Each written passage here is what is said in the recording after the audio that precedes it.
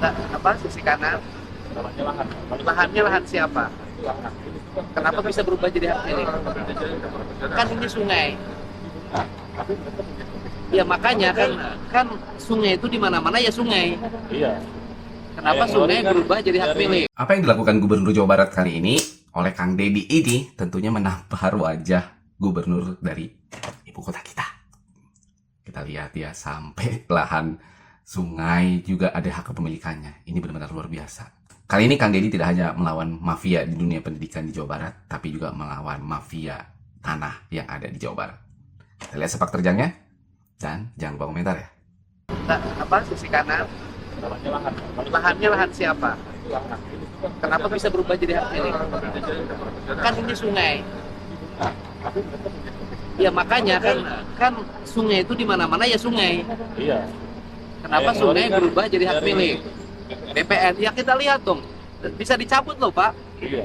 Kita sudah Kan sertifikat laut juga bisa dicabut. Kemudian ya yang di Subang dihilangkan sertifikatnya kan, dicabut. Yang Jakarta dicabut. Kalau kemarin sertifikat laut dicabut. Masa sekarang nanti BPN saya ngomong ke Pak Nusron, Menteri ATR, iya, Pak. masa sungai, nggak mungkin sungai berubah jadi sertifikat. Nggak mungkin. Sungai mah sungai dari dulu walungan. Nah kita bisa mengurangi di mana? Ya ada yang bisa di Kemang itu Pak. Kemang itu karena bisa itu akan sedimen. Enggak yang kemarin dibicarakan waktu rapat dengan Bupati Wali Kota di mana? Itu di Titiknya, Cikeas. Cikeas. Ya, Nah problem Cikeas hari ini apa? ini dinding, ini udah Ya artinya gini loh, yang Cikeas juga sama kan, bahwa terjadi perubahan alih fungsi lahan. Asalnya daerah bantaran sungai berubah menjadi perumahan hak milik. ya. Jadi ketika sungainya mau dinormalisasi, bahkan mau dilebarkan, terkendala. Ya harus diselesaikan tahun ini. Oh, tahun depan saya nggak mau judulnya ini. Jangan. Ya makanya harus selesai. Nah itu termasuk yang nanti menjadi bahan rapat bahasan besok dengan ATR. Datanya aja bawa. Kan kita besok mau rapat dengan ATR BPN, dengan menterinya langsung untuk membahas tata ruang di Jawa Barat. Termasuk ini yang menjadi bahasan kita, kan kita semua mau normalisasi nih. Kemarin kita sudah terkontrak loh, Pak. Dengan Ini Jakarta itu ngerjain yang seberang, Pak. tapi nggak jadi, kenapa? Yang jadi kita nggak bisa kerja karena kendala lahan. Yang kiri sudah, Pak, yang seberang itu. Sudah. Sudah, itu yang di PGP, Pak. Gunung Gede. Ini tanah ini punya siapa? Hak milik, Pak. Hak miliknya atas nama siapa? Alex Bangun, Pak. Alex Perorangan. Bangun. Perorangan. Berapa luas? Data kata udah lengkap. Ya. Nah ini ngaruh nggak pengerukan ini? Kemarin desain kita memperlebar penampang sungai, Pak. Ke depan. Dari kiri juga kita sudah lebar. Juga kita sudah tambahin. Terus Nah, namun demikian yang PGP itu kemarin kenapa masih banjir? yang kiri itu masih bisa. Berapa? Berangkat masih bisa kok. Berangkat tinggal yang mungkin. Yang itu aja dulu, alatnya masuk dulu nggak bisa di mana?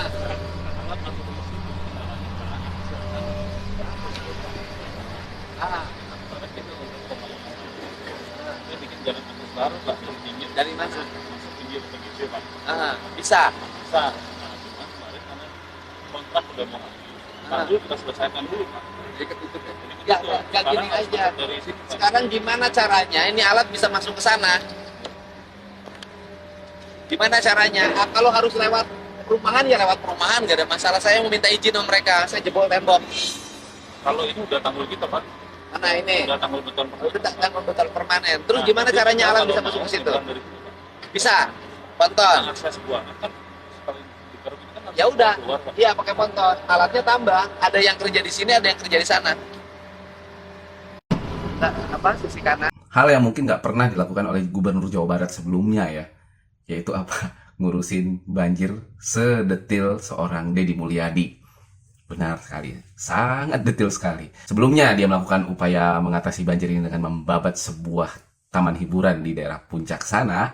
Dia babat itu, dia cabut segelnya segala macam. Dan sekarang dia sedang berupaya untuk memperlebar sungai, menormalisasi sungai, supaya aliran air yang datang, debit air yang besar itu bisa teralirkan dengan baik, tapi tidak sampai masuk ke wilayah daratan atau pemukiman. Tentunya upaya ini adalah salah satu upaya instan yang dilakukan pemerintah Jawa Barat dalam mengatasi banjir yang tentunya sangat merugikan masyarakat, khususnya daerah-daerah dataran rendah seperti daerah Bekasi, daerah Karawang, termasuk juga di kota Bandung yang ada di Dayakolot Balenda. Nah, ini salah satu upaya lah yang nyata dari seorang gubernur.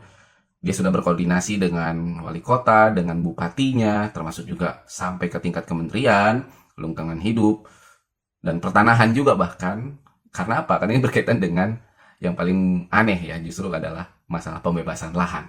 Begini loh, banyak wilayah-wilayah di Indonesia ini yang wilayah lahannya itu sebenarnya adalah sarana untuk resapan air, atau bisa dibilang daerah yang dilindungi tentunya agar tidak ada bencana yang timbul, misalkan tanah longsor ataupun banjir.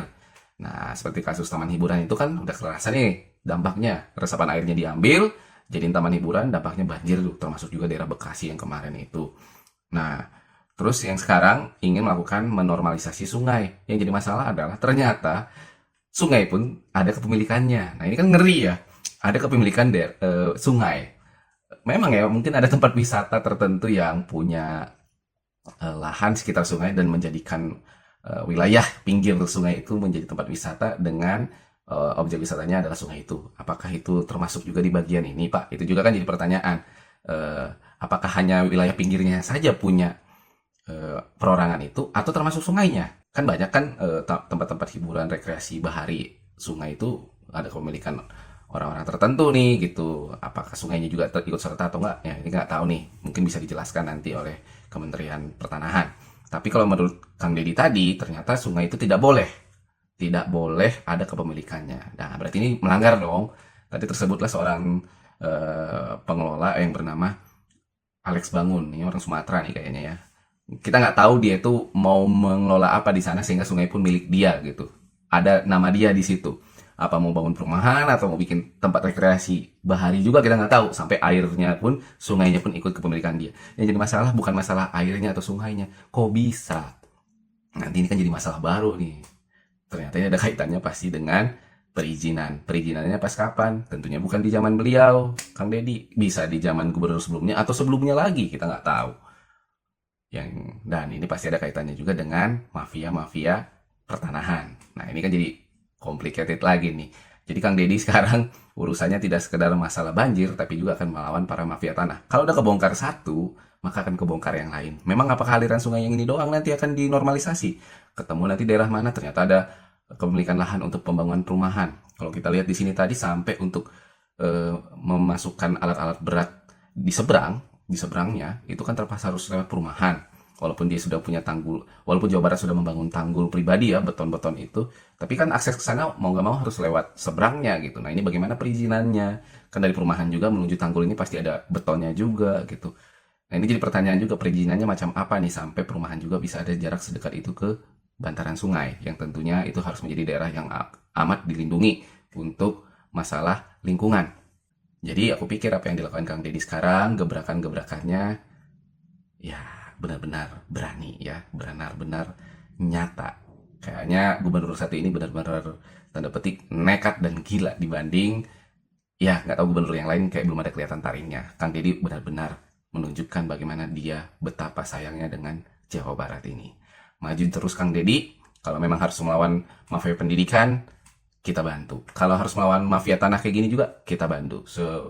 Ini semua demi Jawa Barat yang gemah ripah, yang semakin luar biasa, seperti yang Anda impikan juga ya pastinya. Dan tentunya semoga ini menjadi inspirasi untuk para pejabat daerah di wilayah Indonesia lainnya. Terima kasih telah menyaksikan video ini, dan jangan lupa komentar ya.